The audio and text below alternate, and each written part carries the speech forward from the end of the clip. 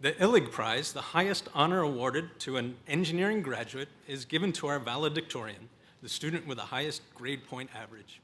The Illig Prize is awarded by the faculty to Andrew Yang for commendable proficiency in their studies. Let's applaud.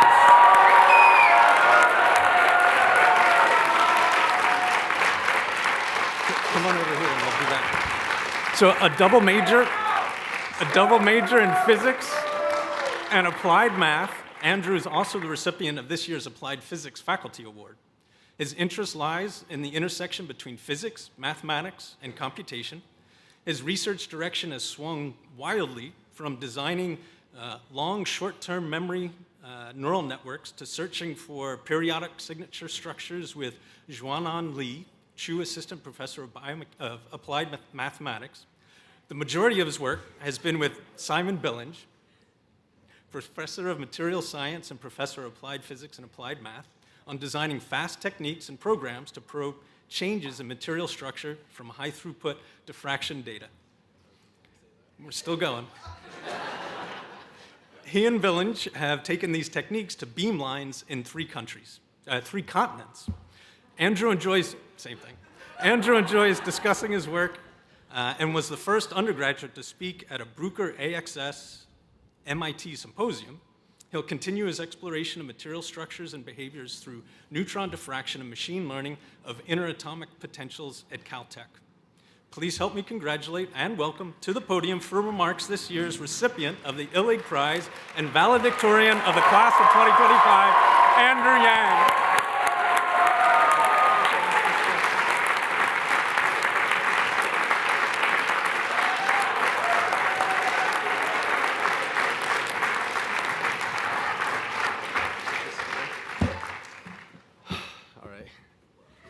So, thank you, Dean Morrison.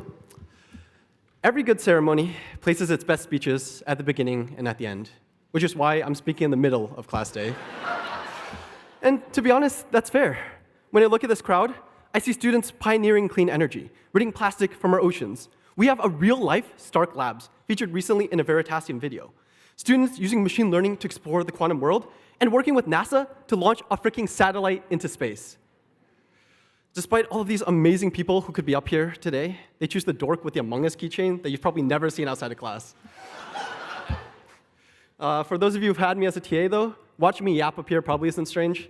You know I love lecturing and could very well spend the next 45 minutes glazing Euclidean distance matrices. But the best part about teaching here at Columbia is seeing how we all interact so differently with the same material. And I think this is representative of Columbia as a whole. Now, don't fact-check me, but not only does our class represent all 50 states, we represent almost half the countries. We come from the biggest cities to the smallest towns. And a fifth of us are the first in our families to even attend, let alone graduate, university. Yeah, very impressive.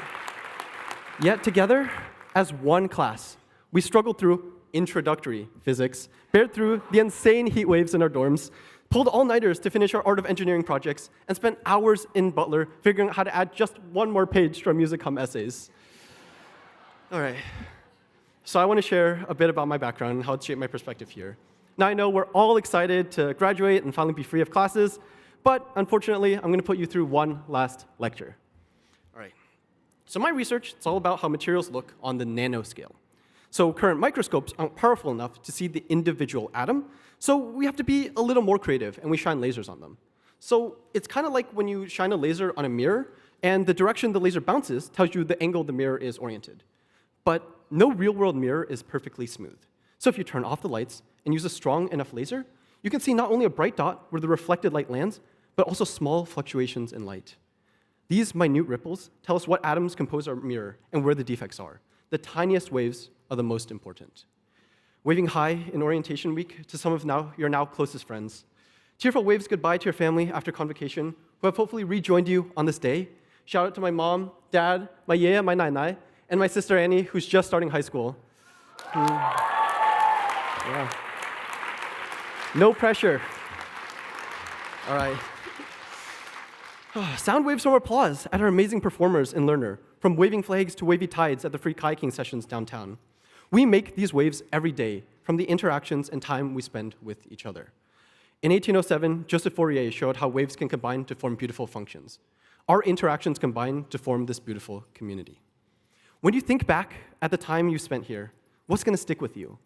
Well, sure, the horrors of a machine learning midterm are probably never going to leave you, but I'm certain it's also filled with unplanned urban explorations, watching sunsets on the Brooklyn Bridge, losing 4 buy-ins and 5 hands of Hold'em, and making an Among Us-shaped candle for White Elephant.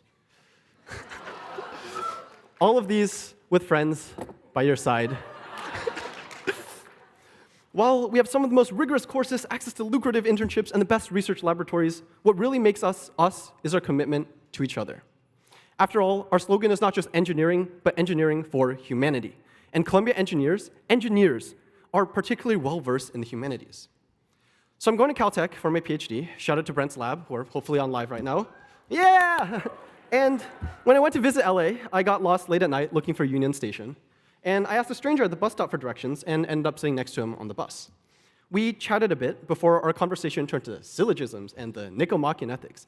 And he was impressed that Columbia taught us so well about Aristotle that he offered to take me out for dinner. And while sure, I could have ended up without my kidneys in an ice bath, it turns out he was a former sociology professor, and we engaged in one of my most exciting debates about what it means to belong somewhere. All because I went, screw it, I'm in. Which brings me to my final point, the importance of taking risks, of splashing through the ripples of uncertainty. While this mindset has led to unpleasant situations, like being detained in Japan during midterms week and Googling symptoms of beaver fever after drinking water from a creek, hear me out. I wanted to try the cold spring up at Cold Springs, so yeah. Don't do it. But taking these risks has also allowed me to explore amazing physics across the Pacific Ocean, become the first undergraduate speaker for the Bruker MIT Symposium, and wear a video game costume for a graduation speech.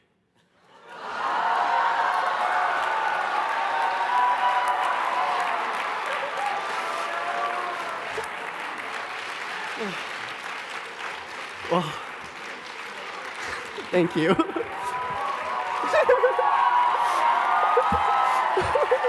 One more.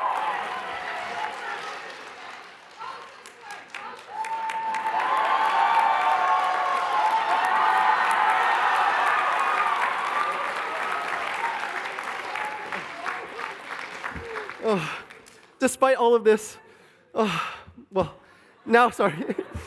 now, more than ever, it feels difficult to take risks, especially when it feels like the whole world is watching and there's always something we can lose. Despite this, I'm confident our class is exclusively qualified to overcome any hardship. During our NSOP, our campus flooded from the rain, but rather than hiding away, we brought out a boat and sea of thieves our way outside of John Jay. We survived a pandemic, stood with our families abroad, and braved events other students may never face in their lives. We even spent a good portion of college without generative AI. Yeah. Isn't it crazy? We started our journey without Claude or Perplexity, and now LLMs have dominated our... Oh, sorry, GPT says I'm out of free credits, so I guess I have to close things off. Yeah. We came here maybe unknowing about what the future would hold, and definitely not knowing what these 4 years would bring. But we made it.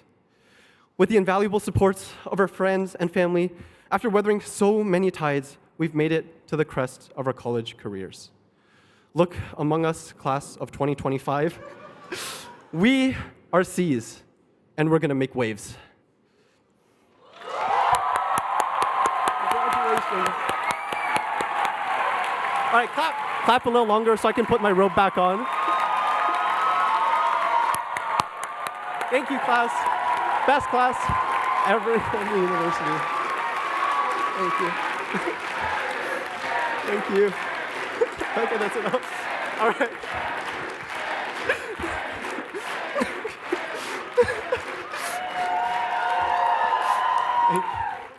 Thank you so much. Sorry for the cheesy send-off, but if you wanted a professional speaker, you would have looked in the college. Now,